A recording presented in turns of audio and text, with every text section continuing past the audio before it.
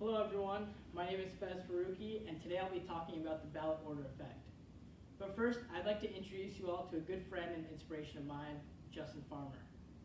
Justin is a councilman in Hamden, the town I grew up in. Last summer, he ran for a seat on Connecticut State Senate in Connecticut's 17th district. Justin isn't your typical politician. He's 26, black, the son of immigrants, and has Tourette's syndrome.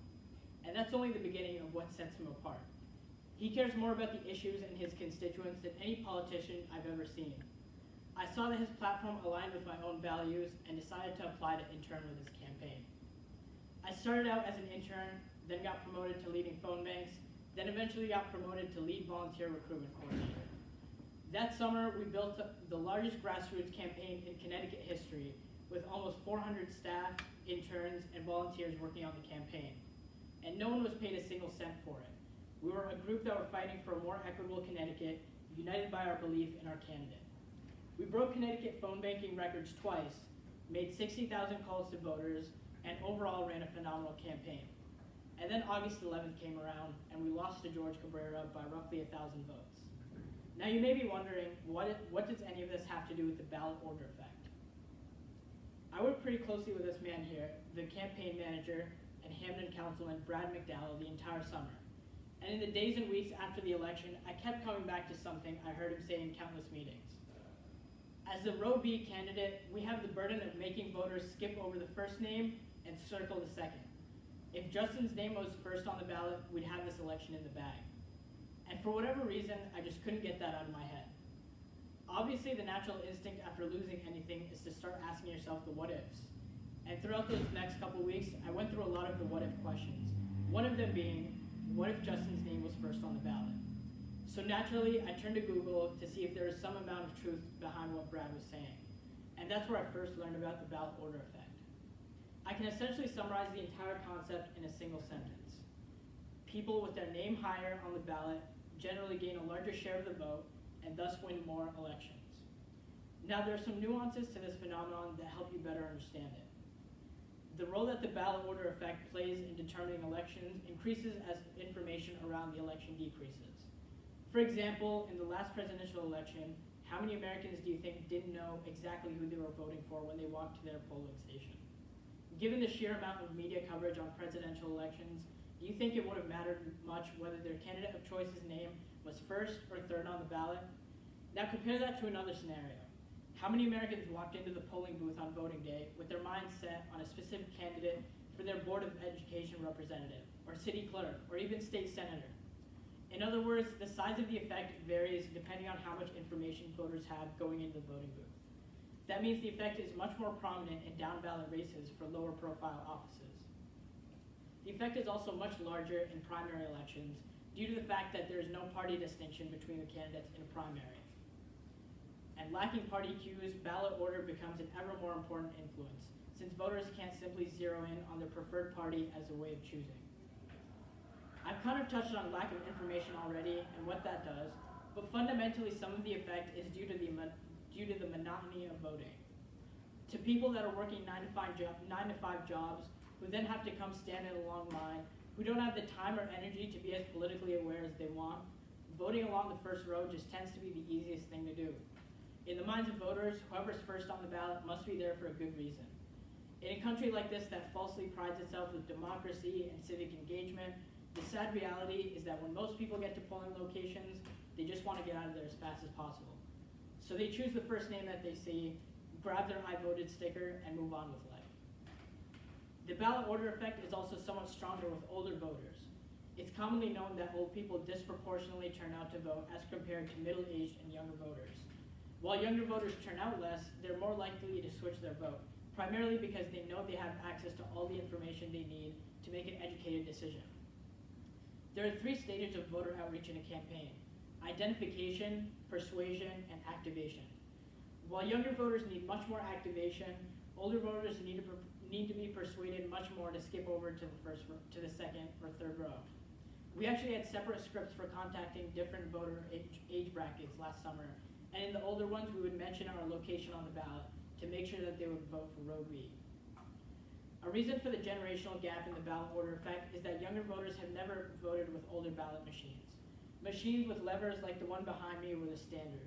They had levers that you could pull to vote for all Democrats and another for all Republicans. The cultural mindset that pulling the levers has had on older generations of voters is something that still persists today, even after lever ballots are no longer around. Despite the saying that all politics are local, it's an unfortunate fact that most people don't follow local politics or elections, even though they generally have more potential to positively or negatively impact their lives. This phenomenon is pretty accurately captured by the ballot order effect. As I mentioned earlier, as information surrounding an election increases, the ballot order effect decreases. You can see here that depending on how high profile an election is, the ballot order effect can range between around 2 to 11%. The way ballot order is determined varies greatly from state to state. Some randomized by county, some alphabetized, some go by which order ballot petitions were handed in. Obviously, elections aren't something political scientists and statisticians can mess around with to carry out experiments, but there are additional data sets from other states that randomize, such as California, that show that going from last to first on a medium to low profile election ballot raises a candidate's vote by nearly 10 percentage points.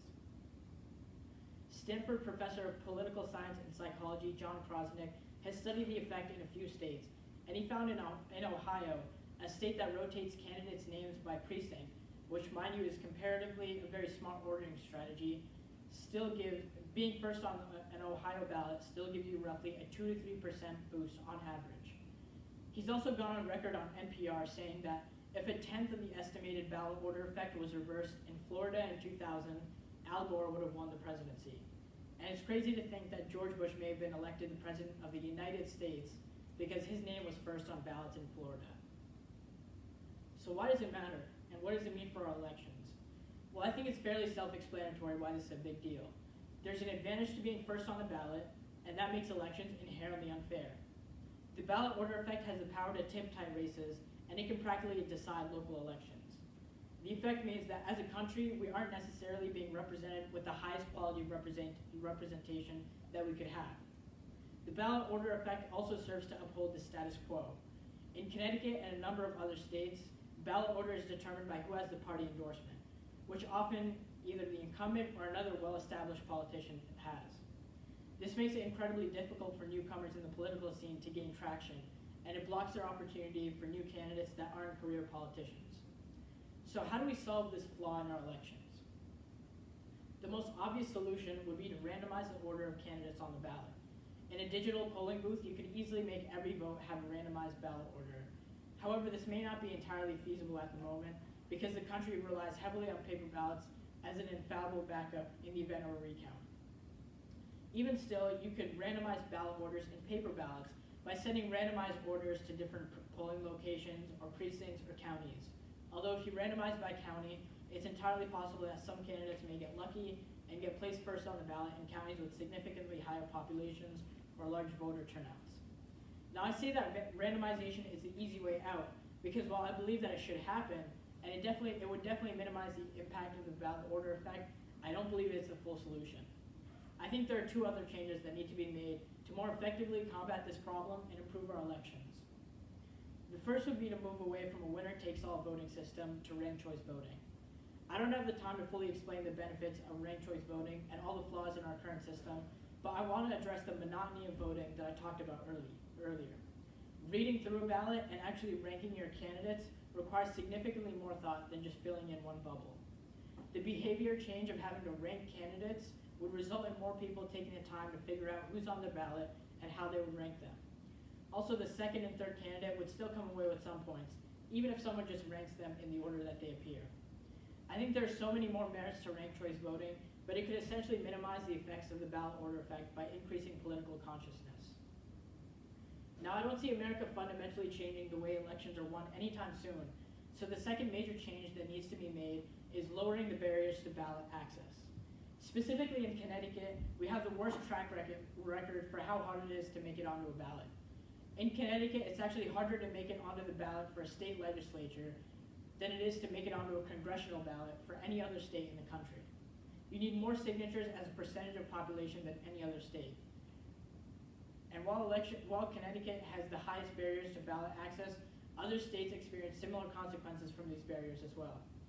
The net result of high barriers to ballot access is that people aren't accustomed to primaries, how important they are, or the opportunities that they pose to choose their representation. As I mentioned earlier, the ballot order effect has the greatest impact on primaries because those are nonpartisan elections and have the least voter engagement. If we lowered these barriers, we would have more primaries and we would see a lot more diversity within parties, which could result in greater turnout in the general election as well. If people were able to choose from more candidates who is going to be on their ballot in November, voting wouldn't be reduced to choosing the lesser of two evils. And this would expand the scope of the ballot past the first row of the party people align with. It would increase civic participation overall, and at the end of the day, the ballot order effect is a reflection of disengagement from the political process. And unless we take measures to minimize it and improve the way that we create our ballots, we will continue to have unfair elections.